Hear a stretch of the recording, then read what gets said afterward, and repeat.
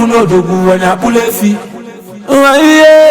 Yo, I just be funo dogu wanya pulefi. I just be funo dogu wanya pulefi. I just be funo dogu wanya pulefi. You are with Jennifer. Where could I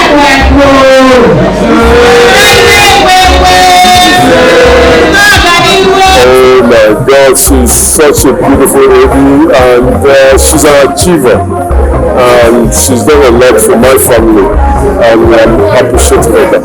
Long life, love, good things, and living just joy. And when me 100%, that's a late on my cassette. Chief Priest the bottle too much in news you Jebana net. If I did believe next week Katata Kiji, I know one net just a solo boys if I get it. Yeah, I can't keep a straight cash a million days a country up if in this neighbor only jig give Hadid will tell you that behind a very successful and honorable man must be a successful and honorable woman. So I wasn't very surprised that the people of the ancient kingdom of Ori has found Madame worthy of recognition.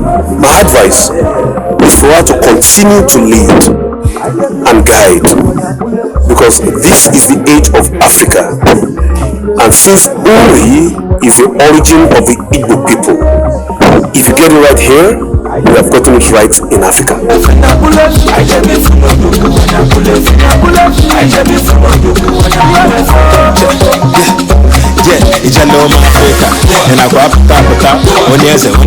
My advice to her is that she should continue to do what she has been doing best. She's a good woman, a woman who is not only a professional but a home manager. My advice is that you should continue to bring the women of this community and this tribe together. She should be a woman that brings peace, that brings togetherness among the people of this community. My policy in life is to keep it right. When it's not right, I am not there. No matter who is involved. No matter who is involved, it must be said the right way. It must be done the right way. And that is one of the things they observed about me and decided to give me the honor. We, the Iyom society, by right should be living by example. The other women should emulate us, right? That's why we have to keep it right. When they see us, like the children, it's not what we tell them, it's what they see. They uphold. It's a normal Africa.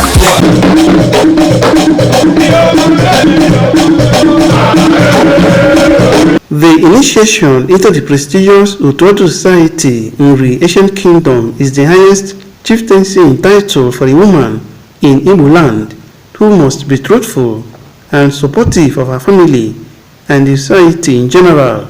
The ceremony, which was graced by family and friends of the celebrant, as well as members of Utuadori, among others, commenced with traditional rituals when she was conferred Iyom Adadioranma.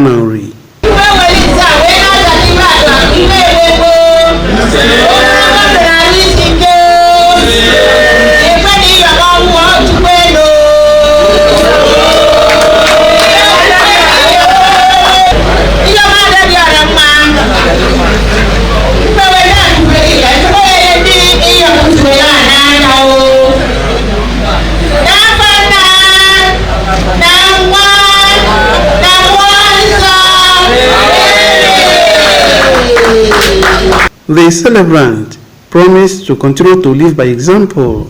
My policy in life is to keep it right. When it's not right, I am not there.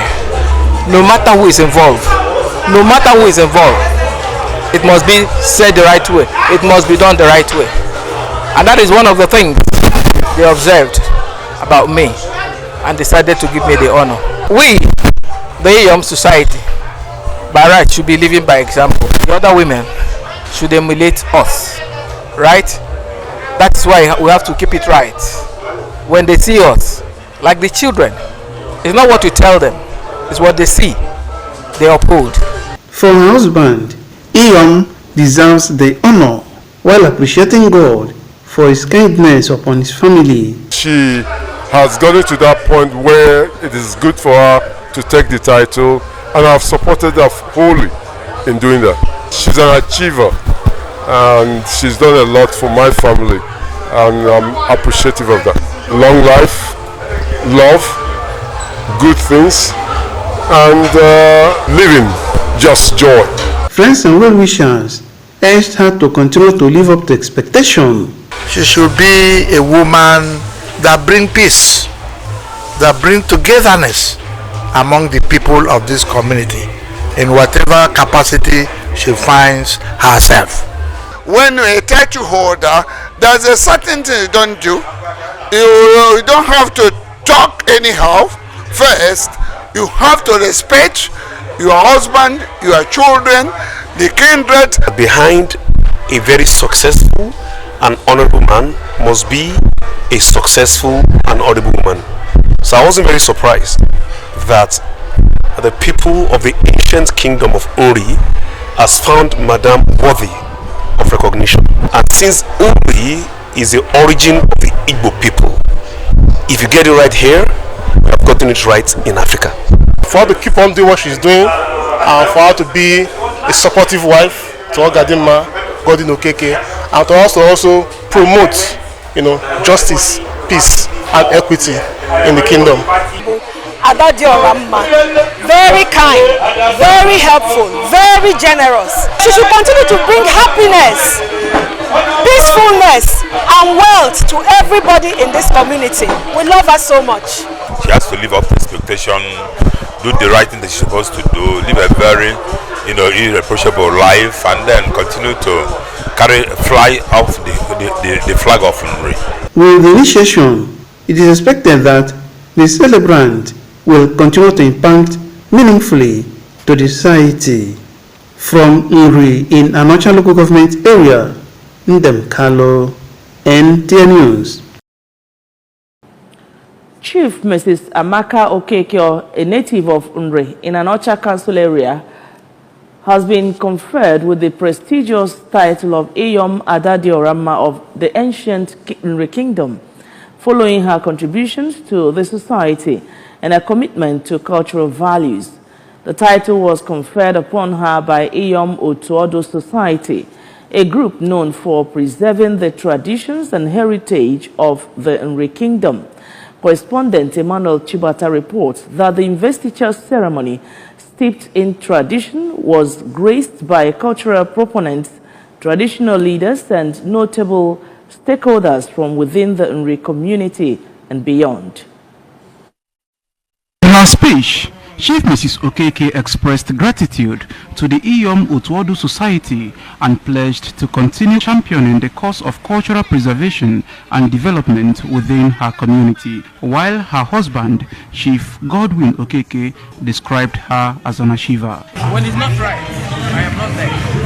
No matter who is involved, it must be said the right way, it must be done the right way. And that is one of the things I think that she has gotten to that point where it's good for her to take the title, and I've supported her wholly in doing that. You have to respect your husband, your children, the kindred. She should continue to do what she has been doing best. She's a good woman. That behind a very successful and honorable man must be a successful and honorable woman. On their parts, Chief Nneka Ejimili Okoye of Otuodo Society Nri, who performed the conferment, and friends to the celebrants, Reverend Father Patrick Okafor and Professor Petronila Tabanse, advised Chief Mrs. Okeke to continue living up to expectations. Emmanuel Shibata for ABS News.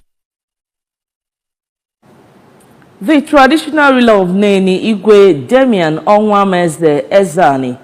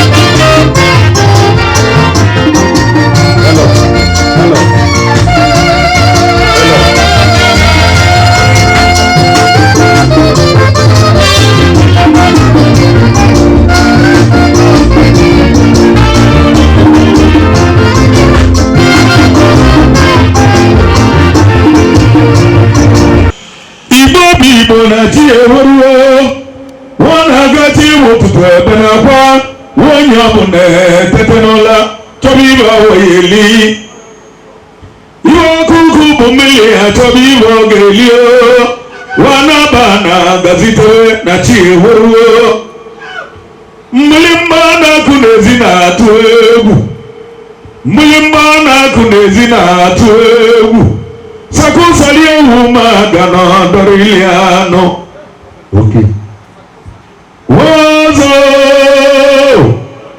ozanguli nanyi kenele ozangule odogululu na welone nwanama na wejankili adide mlika ya bodo wadide mlika ya bodo anama na gazitewe wana geweliyeje kwe ba ibara wano nanyi no nimie tiewo adinde mlika nemu biao okibowezela batebegi kanyi no leo adide mlika nanyi kenele adade luliwe delu madamu biao na tiewo iwonye nemekeji we malia iwonye nemekeji we malia neema na makwa wakwa na kwa kundudu na kwa okay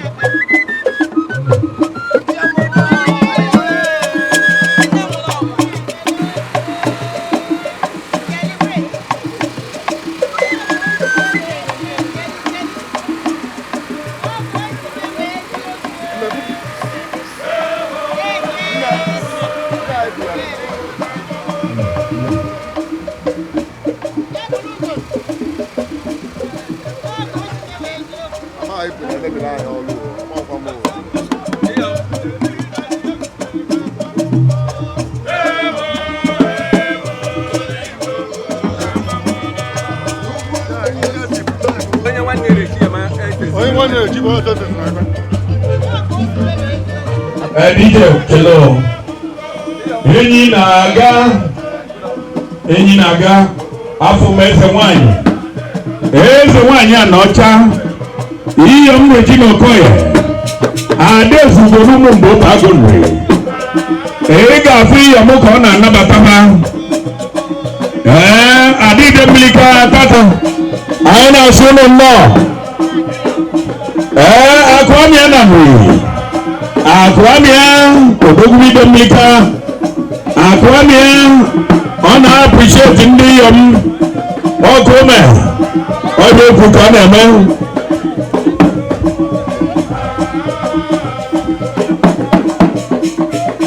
eze nwanyị a n'ọcha nwanyị alụ polisi lụta ya mma ọkụ ome adụbara ego bụ n'etiti adị Igbo mma kwende ọkụ ome ndị Iyom ọmụlite anyị na-achụ ụnụ nọọnụ friends and well wishers people Iyom to avoid embarrassment.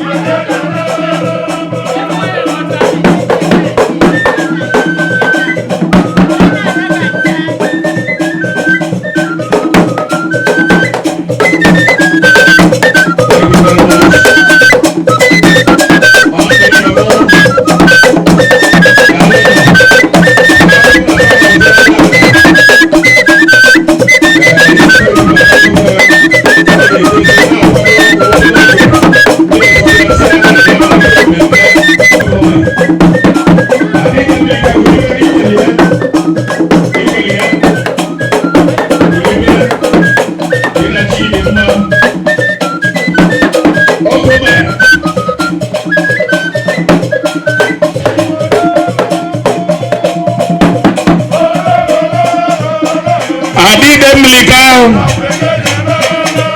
Okoma Limalo Bidia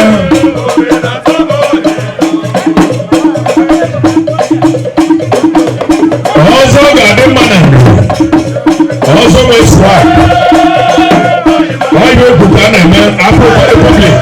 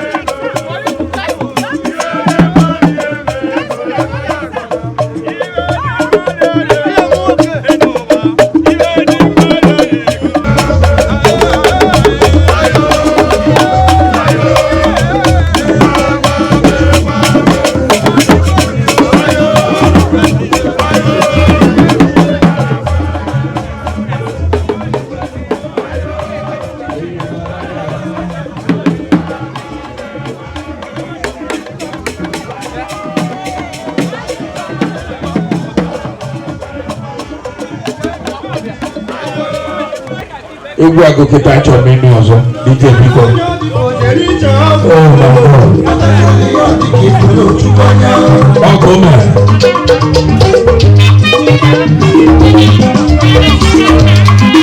Nwaanyị gburu ehi ihe ihe dị mma na-arụ. Ọkazịelu ya ọ dị ka ifuru Chukwu anya. Ọkazịelu ya.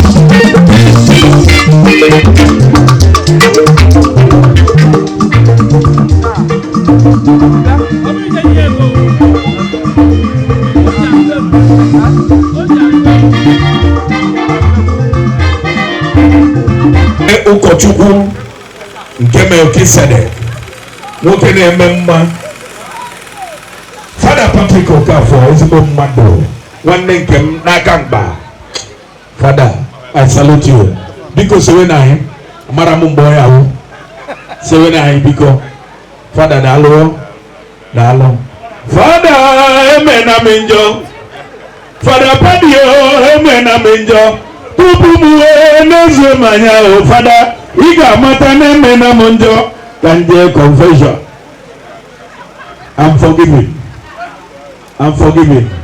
ọsọ Fada na-etu ego Fada ndị ọzọ na-achọ ka ihe enyo ịbụrụ Fada Patrick ọ ya etu ego Ikechi na nri Ikechi mmọnwụ na-apụ apụ Saklem Ifezue ekene gị asịmara ike ka ọ na-awagha ọjị ọ bụrụ na ụtụtụ ya wala na-ehihie wala na anyasị the Englishman anyị nọbọ ga-adị mma na-eri ibe ka nri si eri ibe Fada thank you onye atụtụ na mmeji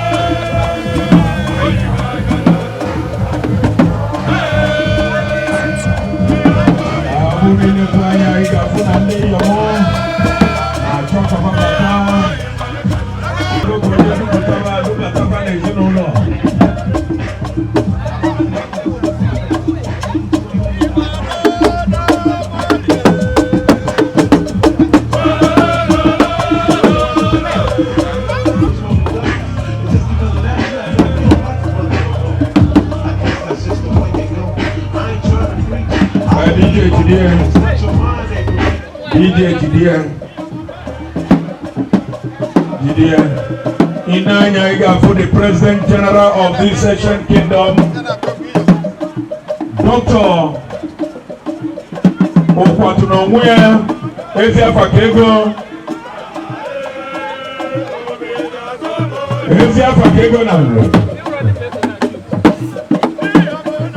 The President General of Inanyiga Fuanyi Boyfriend Kaga confirm Tata Dikoni Iyom Odubana Batana Buye.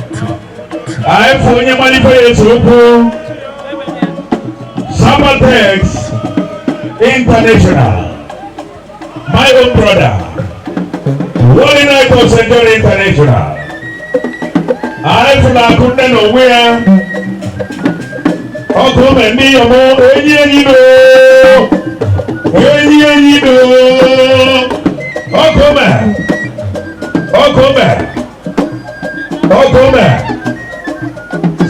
Bengala, no one near Coupe. China free for the three. Oh, come on. Oh, say to go. Oh, yeah, boy, bien.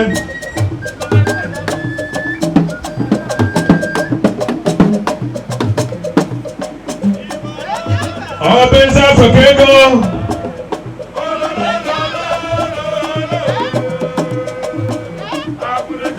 Iyom mo Jebu, Iyom ti Malinzo, Iyom Sodieme,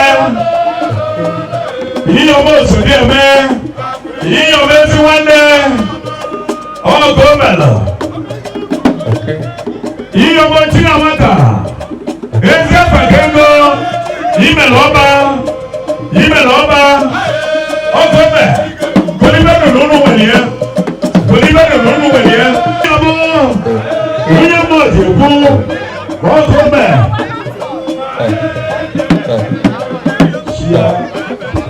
Iyom Iyom chiadi kobi.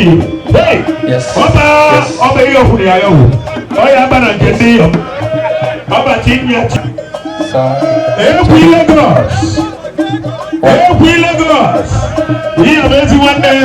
Ngwa irogo. Bolivano. Newana amole. Omono neziba. The President General of the Progress Union. Okoba. Aburoneze. Ezechie. Omana wayo. Ojiwayo.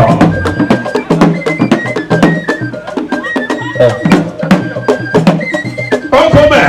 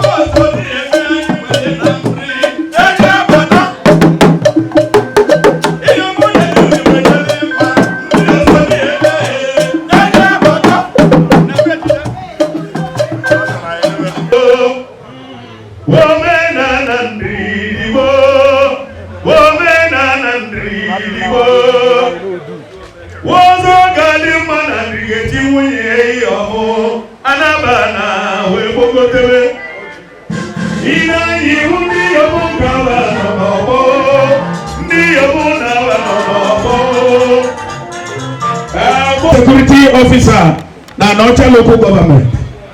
What goes in the security here? Okay, the DPO and Anocha local government is here. My father, that's the man on your location today. Yes, you are welcome. You can now have a seat somewhere. We'll come and see you.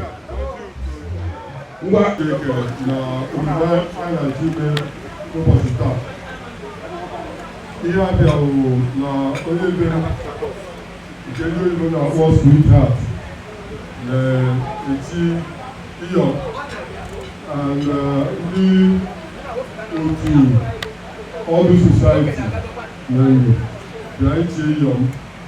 Ihe a na-ayọkọrọ bụ na okwu onye ọla ga-ebịa nke ore dị na ya aka ka Chukwu dowe anyị dowe onye ọbụla na Iyom ọ na-ejike ya nka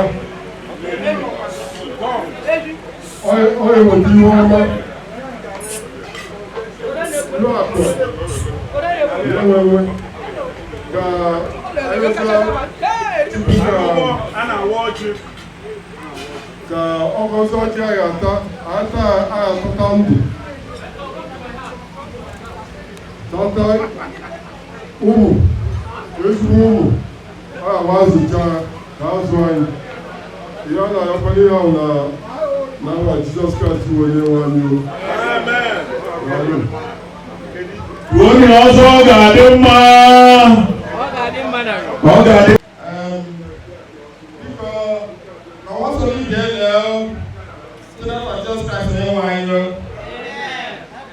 Amana fada no. Fada biko bela yebele bosi onye ọbụla. Ngwa ndị adịghị nne kwuru na ọta ka anyị kpee ekpere ka anyị kwenye tupu okwu. N'afọ nna na nwa na mmụọ nsọ Amaka dị n'afọ dị nwenụ onye nwe anyị nọnyere ụnụ. Chineke nna gị ike ime n'ụzọ pụrụ iche ka anyị na-akpọkwu gị isogolo anyị na nkwado mmemme nke ụbọchị a soro anyị nọdụ nke anyị n'otu a na-ayọkwa sisoro anyị were n'isi njedebe ọtụ ụmụnna anyị kara n'ụzọ na-abịa ibe anyị kpọkọtara ọnụ ka anyị na-echeta mmemme na anyị nri na ofu nwanne anyị nwaanyị n'ụbọchị aka n'ụzọ pụrụ iche na-abanye n'otu ndị Iyom sọlasịka nwanne anyị o wetasi ọzazi ya afa anyị wesị na ọ bụ ife ọma ka ọ bụ na-ekene di ya na-ekene ndị ezinụlọ ndị rụtara anyị wee fụ na ọ dị mma ka omenala anyị na-aga a sị na Chukwu ya na-enyere nche niile mmemme anyị na-emere ụbọchị ata ka o bute mbawanye otuto nke Chukwu anyị na ọdịmma anyị na mmadụ ibe anyị na ọdịmma nke nri nke a ka nna ya gosipụtakwa ka o goziela anyị ife oriri na ife ọmụ dị anyị n'iru ọ baala anyị ọ baala ezinụlọ mgbe anyị ga-anakwa n'udo nke a ka Chineke gozie ma na-echekwaba onye ọbụla nna na nwa na mmụọ nsọ udo na ilu ụnụ unu nwa were uru nne ya ugo nne ya Fada Patrick Okafọ ekele m onwe were ugo ya etiri anyị ọzọ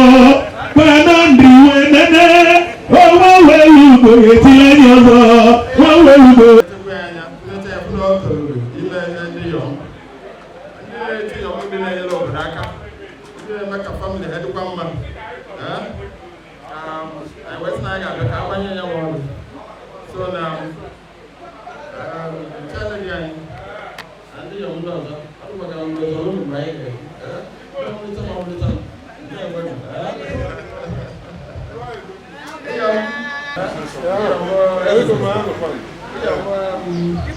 Iponze, Ukodalon, and Charlie Kobe.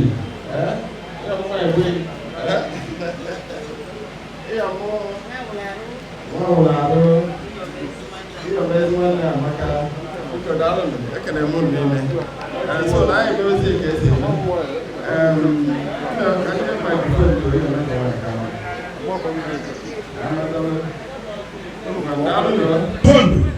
Nani Dr. Rama Satsu Zokoye.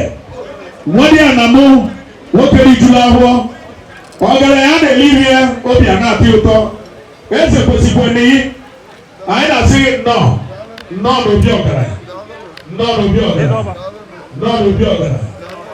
No no bi ogara. No. Ndi omo abago ira yi ba break na o nya ba wo na abata. O bi mo na abata. When yes.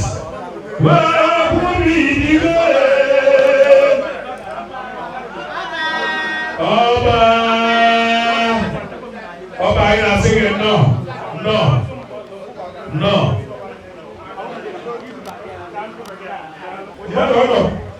Everyone has a question.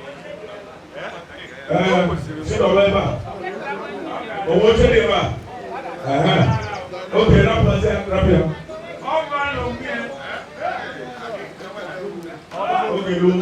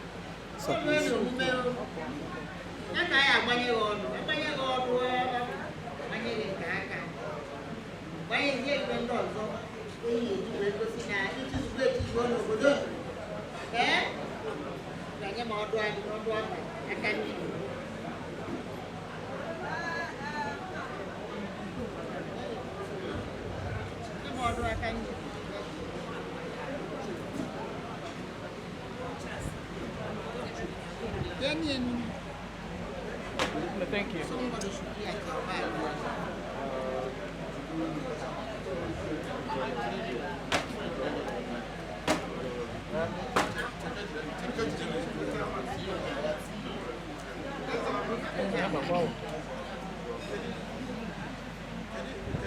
Help with them both. I hope it's the right one. Yes.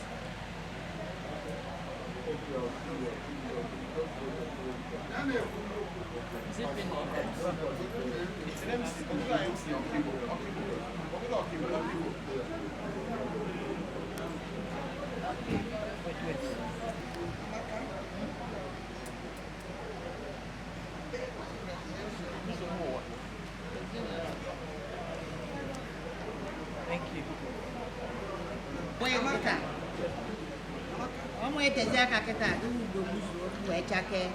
Thank you.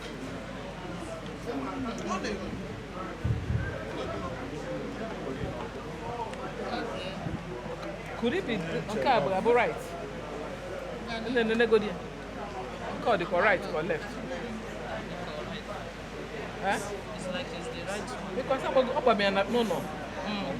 Hey, me and no. Try good. I see it's raining. I try, no? I try. Because I have to. Go, I got to see. Just one na kwa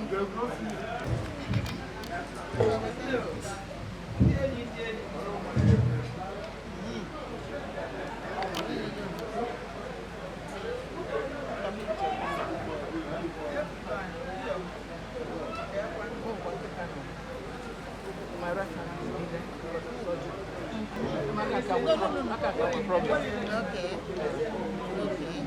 I wear compression. Thank you. All the video.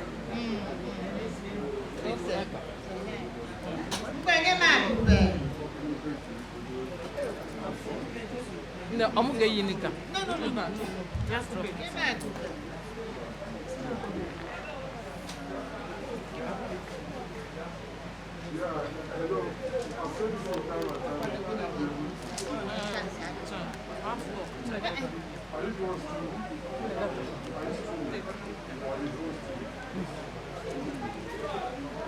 Akupe kana tinye yepika.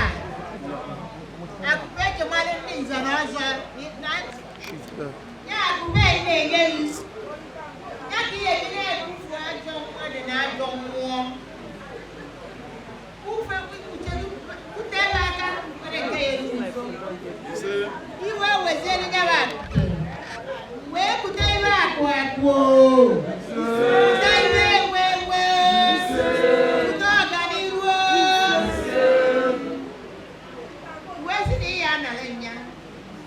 Jesus Christ.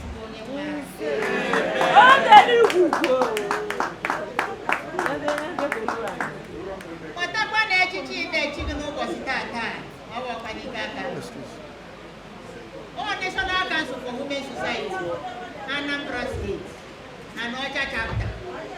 Ndi nke chilimnyenu. Maka iwe basalo echichi omenala, omu basalo omu ngani. Oya ukwa wenye kani nchinya mchita. Ya ni kwacha wono tadede. Iweze pa wenye na adatinze. Oh. Imani iweze nezi o. Yemo.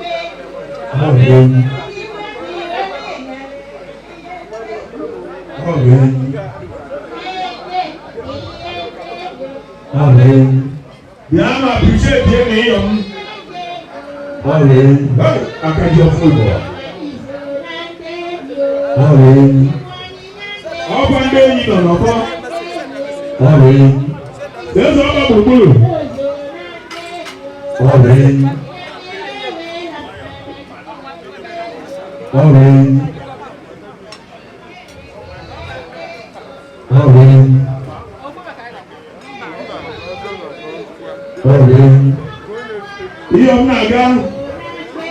Iyom pada naga.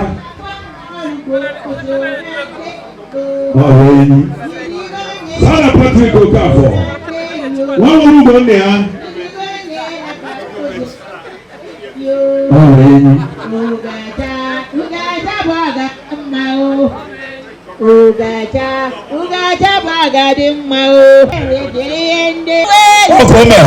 Ese ọba akẹ́jì ọkọ bẹ́ẹ̀jẹ́ bẹ́ẹ̀jẹ́.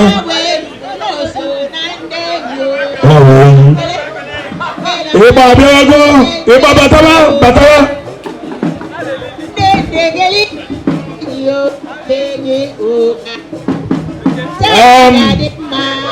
Ẹ̀rẹ́ pèsè kọ́ ọba ìbà kọ́ ọba ìbà kọ́ ọba ìbà náà yà kí ẹ mma kọ́ ọba ìbà náà yà kí ẹ mma ngwa ìbà bí ìbà chẹ́kẹ́.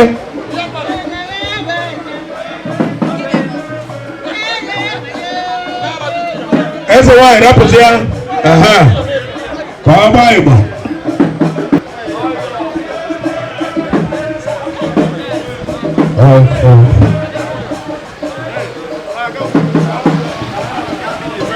Aso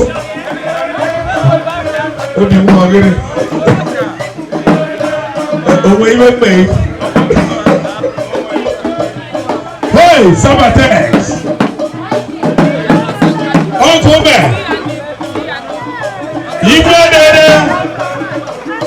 igwe dede kene bi Ojichukwu dị ime Ojichukwu ala ndị ya ọba Ojichukwu dị ime na Nanri Yijele nri Odogwu oge onye nri Owe Dalo Jeje Ojichukwu dị ime na nri Saturday na ahịa ebe Saturday na ahịa ebe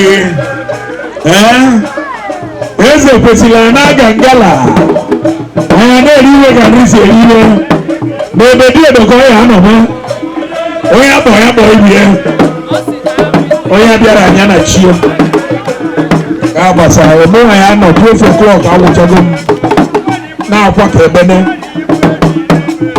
na-ebuba ọmụme ọbụrụ mme ọ na chikosi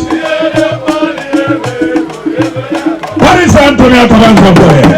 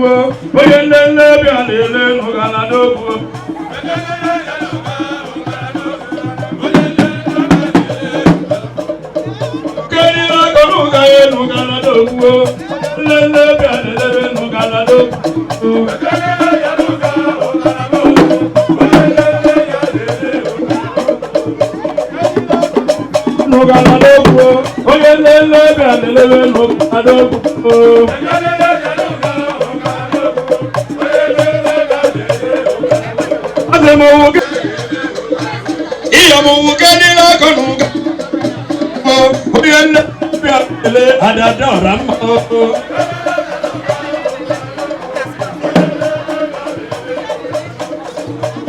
aboy jere Adadioranma jere onoma jere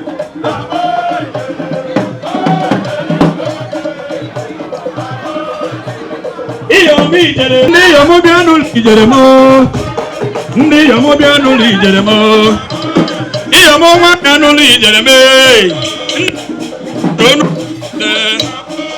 Ijeremo ndi Iyom bianu Ijeremo ndi Iyom bianu Ijerema dama tula wa bianu Iyom Adadioranma bianu Ijeremo Adadioranma no Ijeremo dama tula wa ona neke Iyom bianu Ijerema abo ijere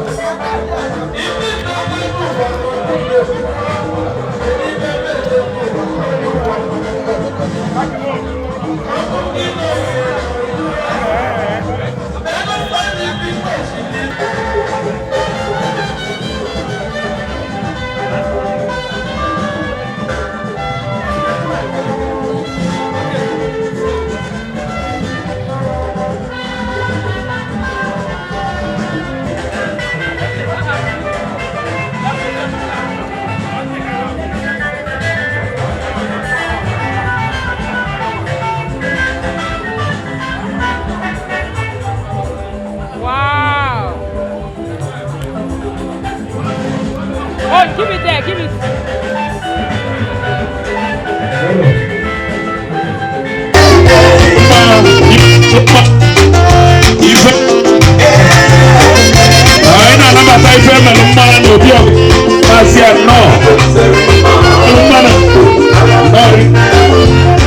Yes, balance.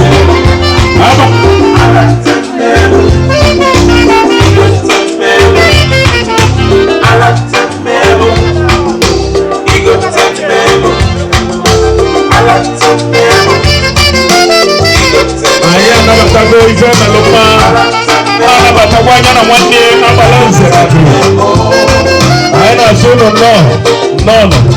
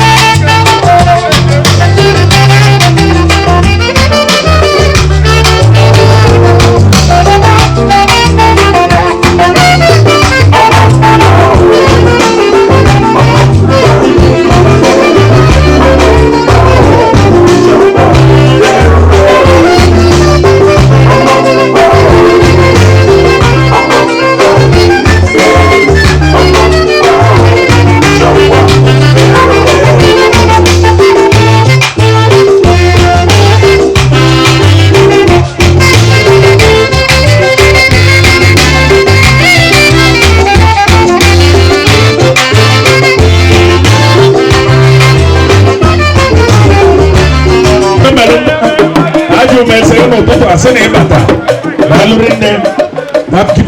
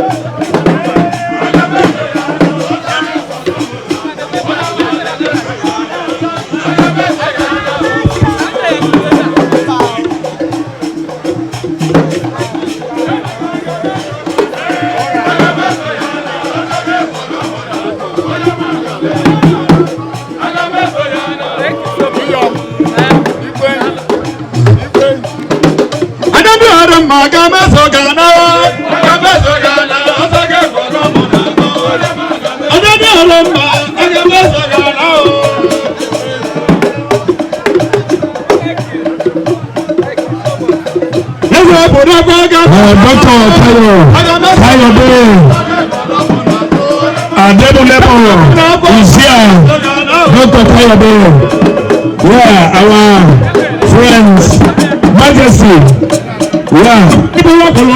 Wow. Gan Harry, you're welcome. Gan Harry, you're welcome. You're welcome. You can move in. When I hear His Majesty is coming to appreciate Iyom. Wala koko. Ndị a na-ese foto, anyị emere invite foto. You spend a lot of money. NTA is here, ABS is here, is enough. Iyom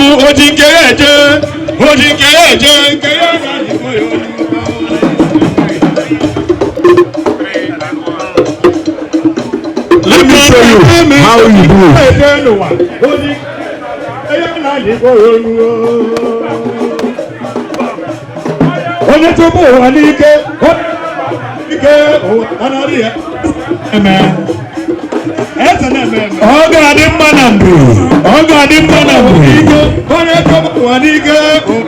Ọgadimma Nnamdi nọ n'ọgbọ. Iyom Conferment. His Majesty is here live and direct.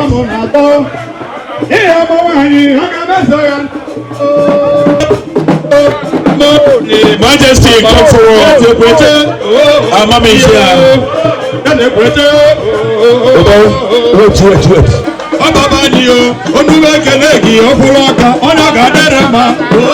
Wait. Okay. Majesty is here. Conferment. Majesty.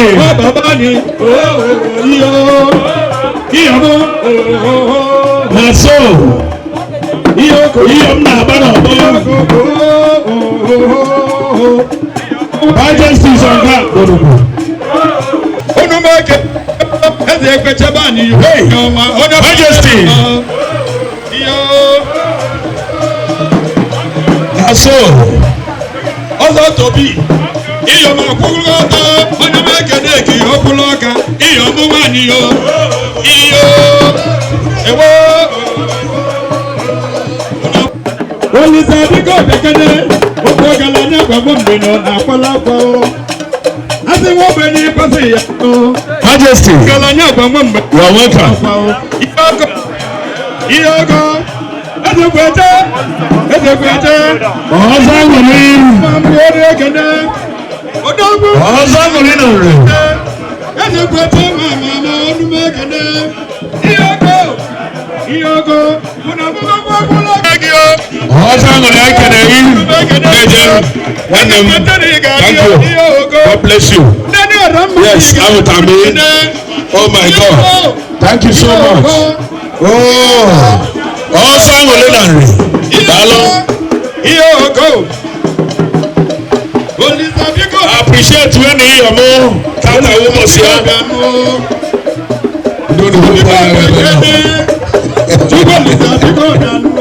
Oji Chukwu ji ire. Eke na-apị. Iri na-apị. Onye ebe iwe nụnụrụ ọmụ na-akpọ o. Let's go to phone. Oji Chukwu ji ire. Oji Chukwu ji ire. Conferment. Ọgadimma Junior. All the Africa na-eme. Yes. And ndị ọga na ndị oyiyi. Conferment. Iyom nọ n'ọgbọ. Ọgadimma na ndụ. Ndị otu na-agba n'ọgbọ. Onye mere ka nsi eme. Ọmalụ ka mmelụ.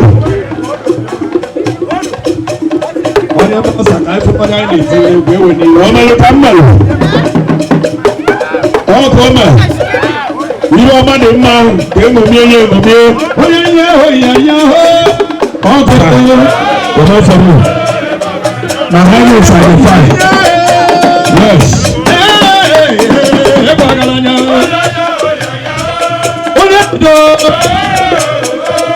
Conferment.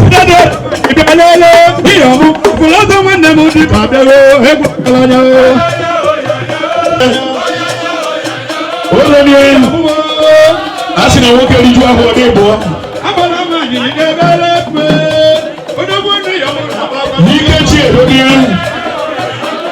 Yíkẹ́tì èròdìá ọkọ̀ ọbẹ̀.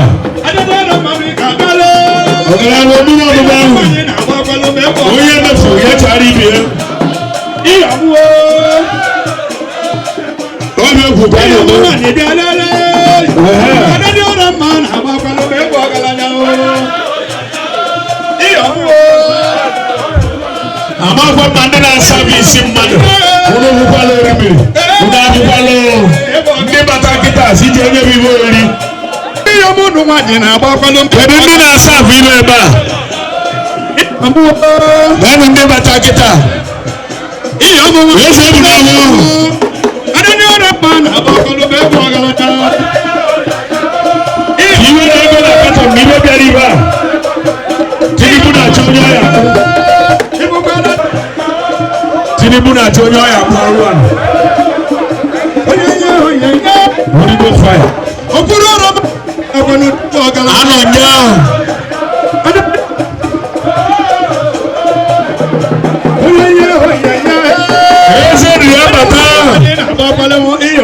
eze nri abata Prince Ikenna onye so the regent of the kingdom Ikenna onye so the regent of the kingdom is there life and direct eze nri abata the regent of the kingdom eze Ọlandia nwoke nwere ibubo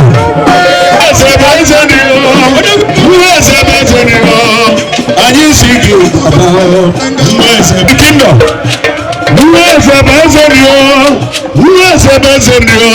anyị si gị the regent of the kingdom ọkọme ọrụ okwu ka a na-eme ya tebụl epeka n'etebụl furite ibe gawe ya n'ihu ọga ya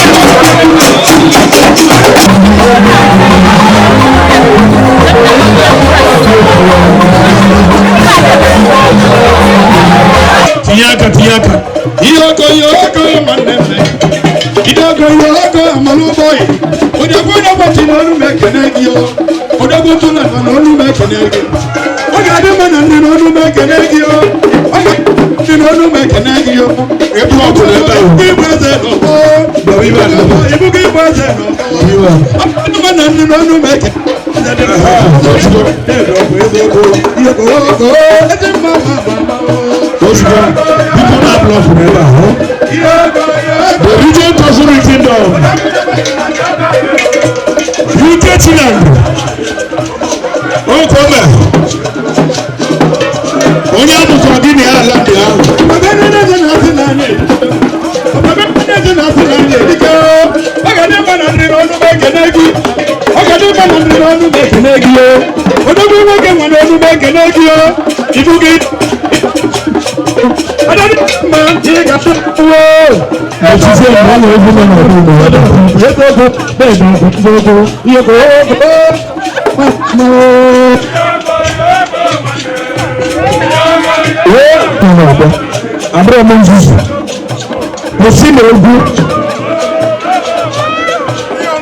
I know.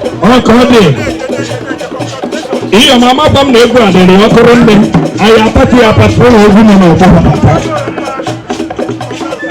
gbanye otu iri nne anyị apatụ olu inye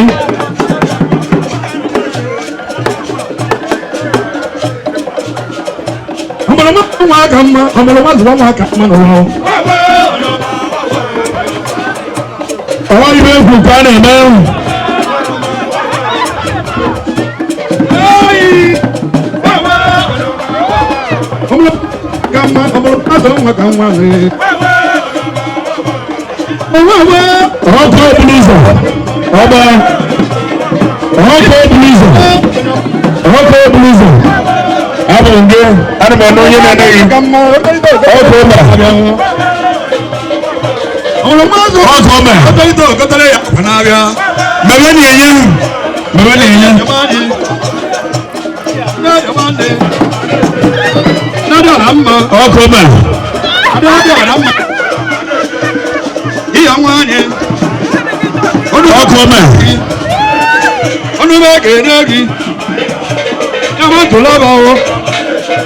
Adadioranma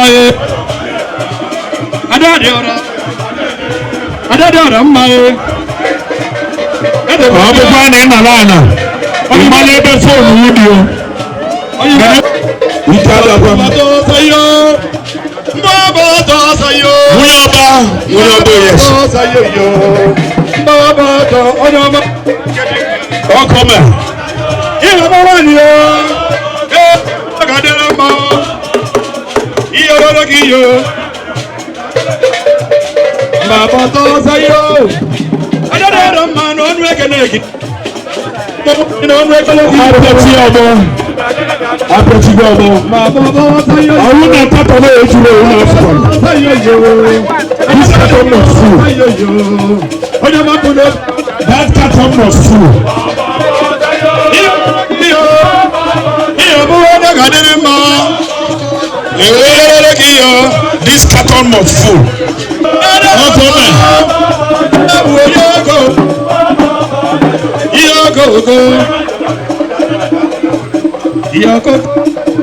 That carton must full.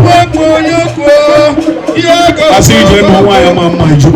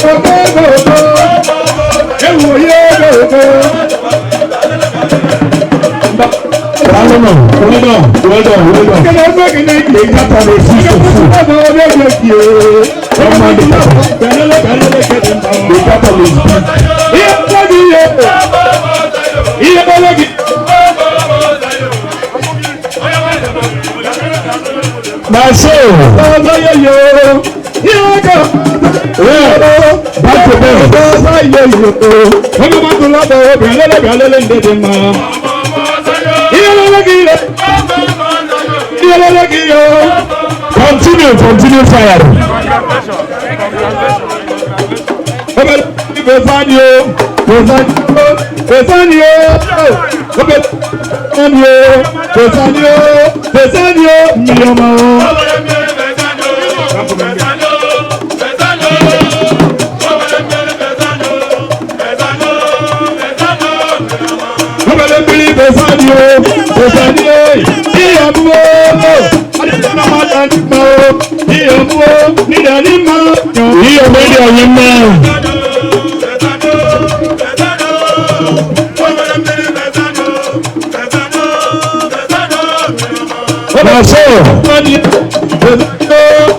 Don't leave me, man. Don't leave me and go.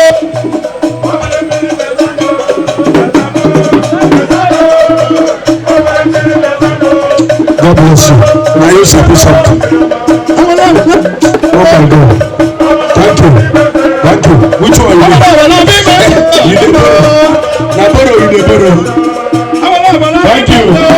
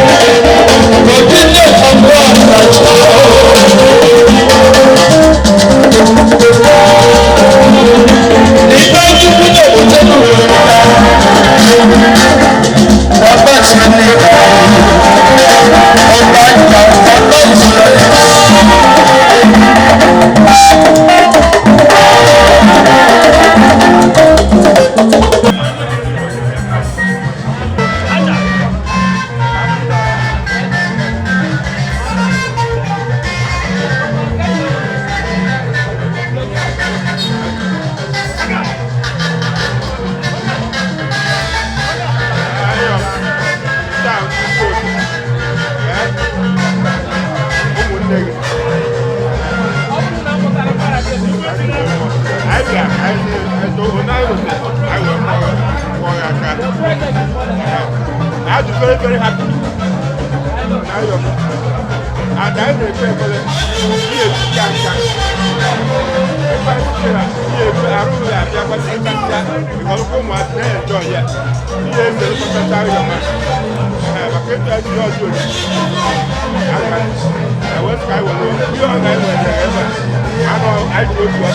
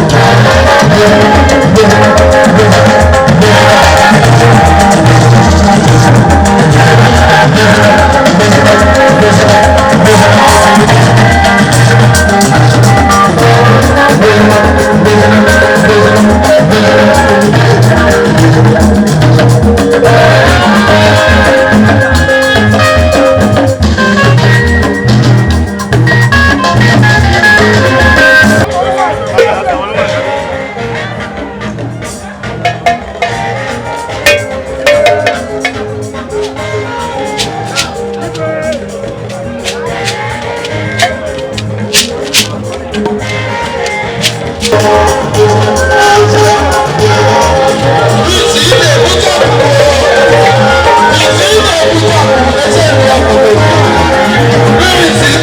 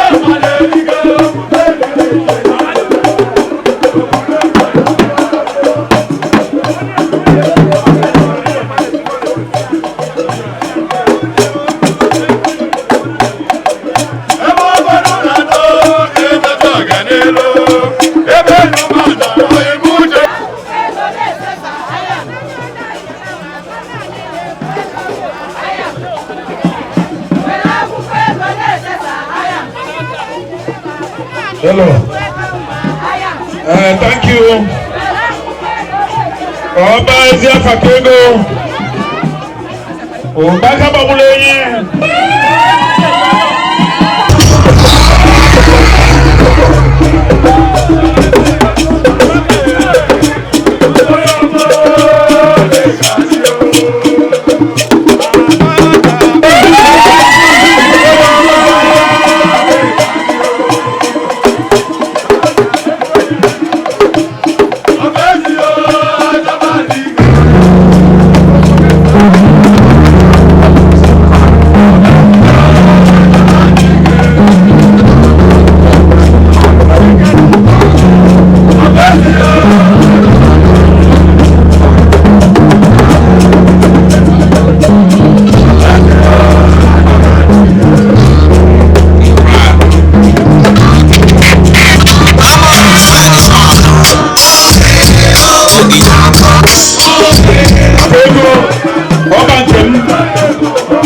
What telling me?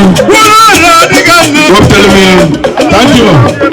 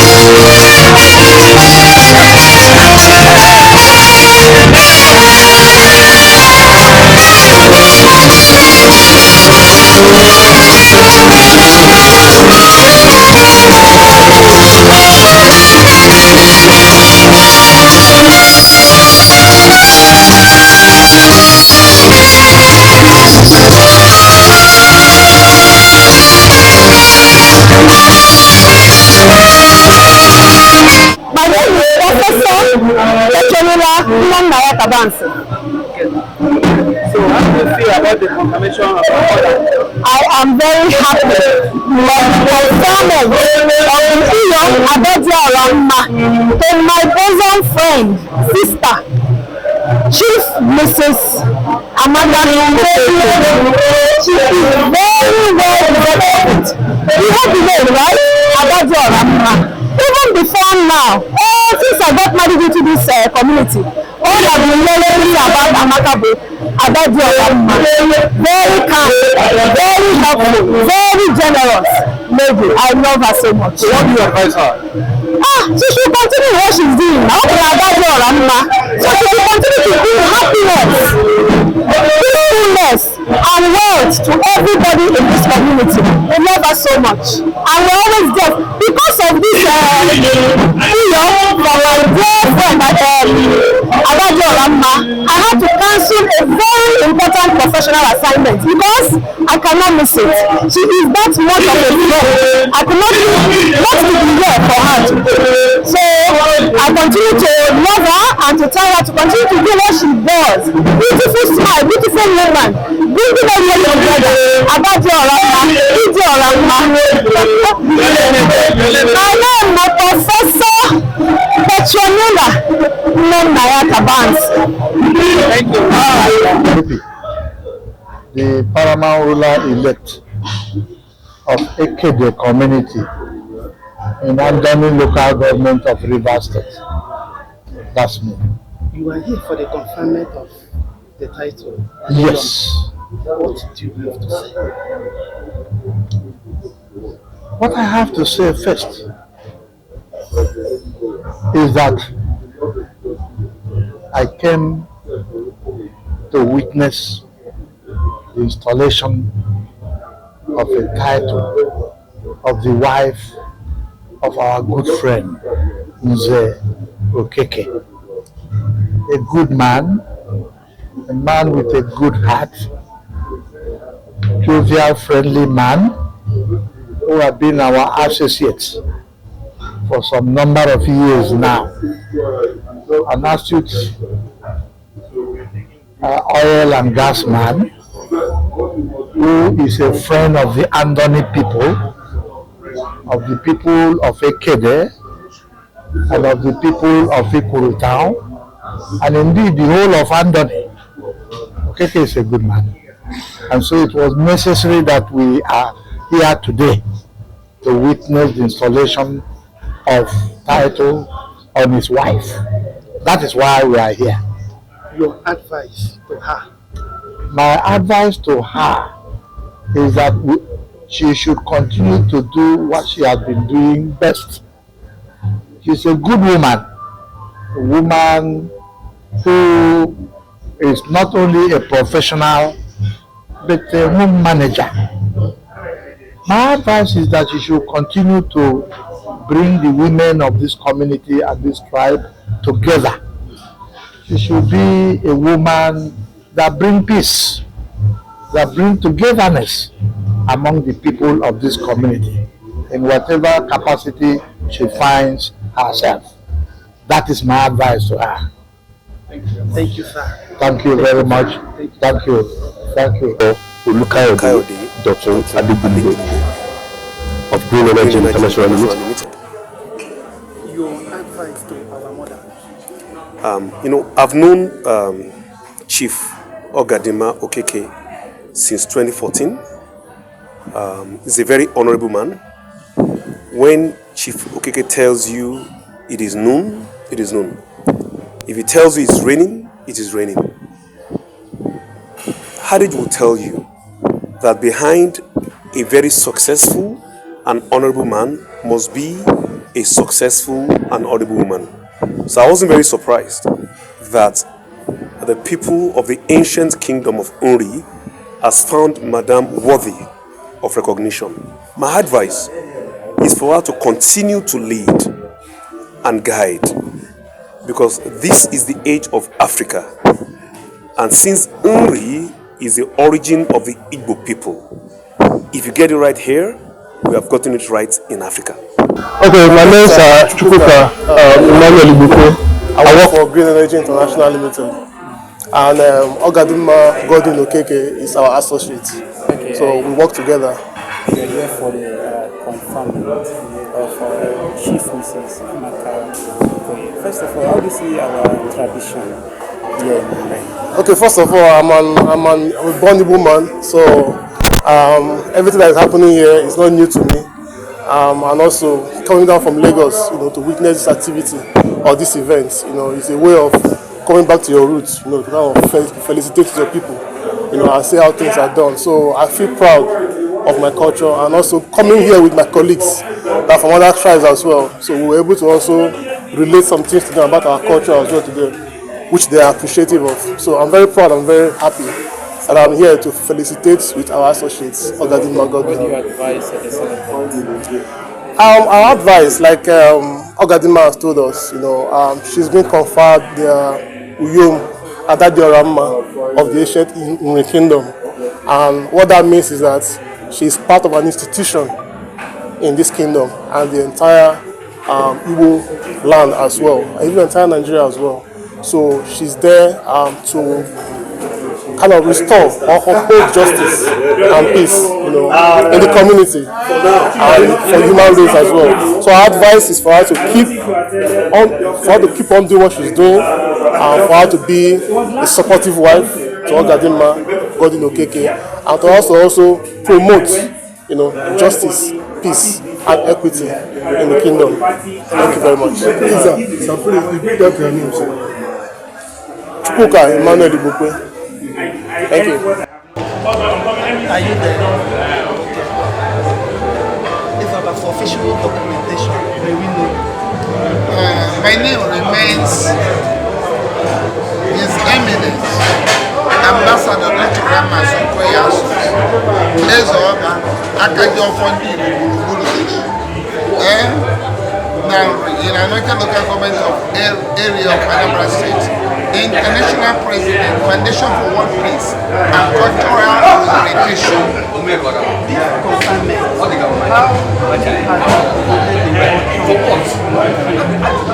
Well, if people can get them, the world can go them. And people who knows me know that I'm an advocate of culture and tradition. That's why University of Nigeria, after without minding the politics in the referendum, gave me the custodian of Igbo culture. At the same time, the Special Department of the University of Nigeria gave me the Excellent Ambassador Award on African culture. So, since my life, over 30 years, I've been projecting the culture, the tradition of Igbo people.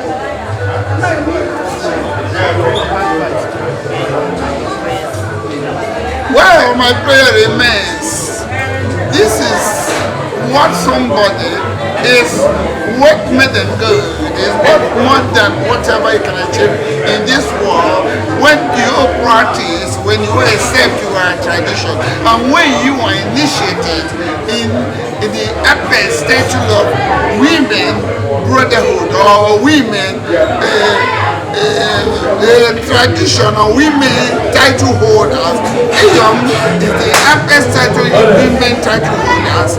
So today he has been an initiate of Iyom society, which means he is an honorable and he is a virtuous and respected women in the kingdom and the entire Igbo nation. My device has become a chief. When you're a chief or when you're a title holder, there's a certain thing you don't do. You don't have to talk anyhow. First, you have to respect your husband, your children, your kindred, and before you become a title holder, you must have some humanity.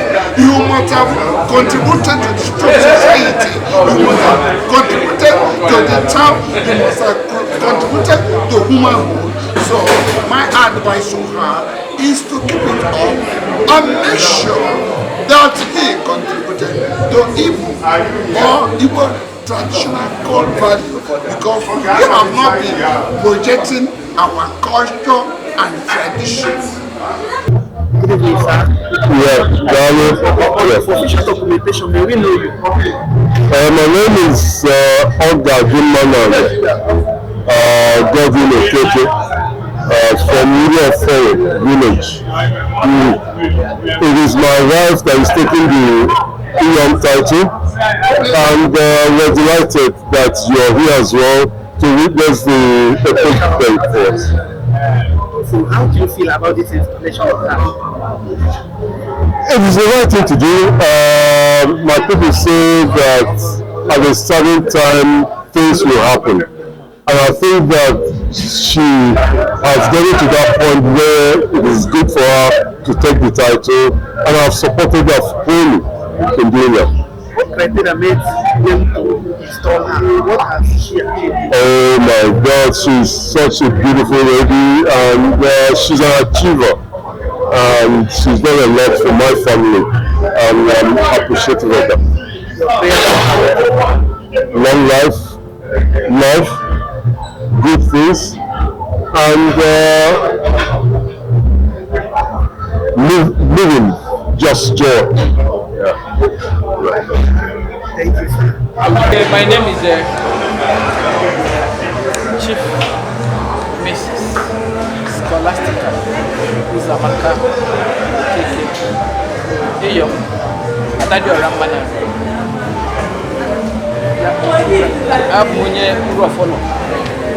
I'm from Urofolo village, right? My husband is Chief Godwin Okeke. You've been conferred as Iyom today. Yes, very well. On the 5th of October today, I'll join the Exalted Society of Vision.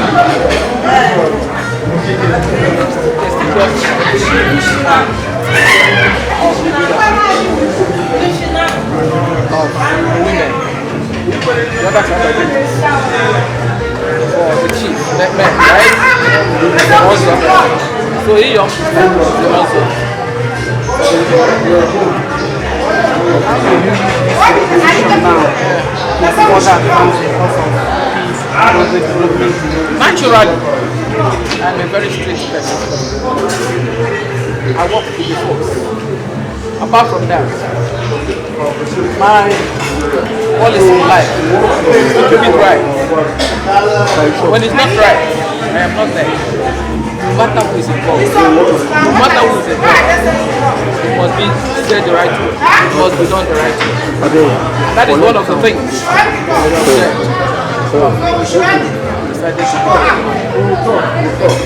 So your advice to other women? We, the Iyom society, by right should be living by itself. So the other women should emulate us, right? That is why we have to keep it right. When they see us, like the children, it's not what you tell them, it's what they see. They are cool. So we try to do it right. In all facets of life. Thank you, man. Thank you. You spoke well, straight to the point.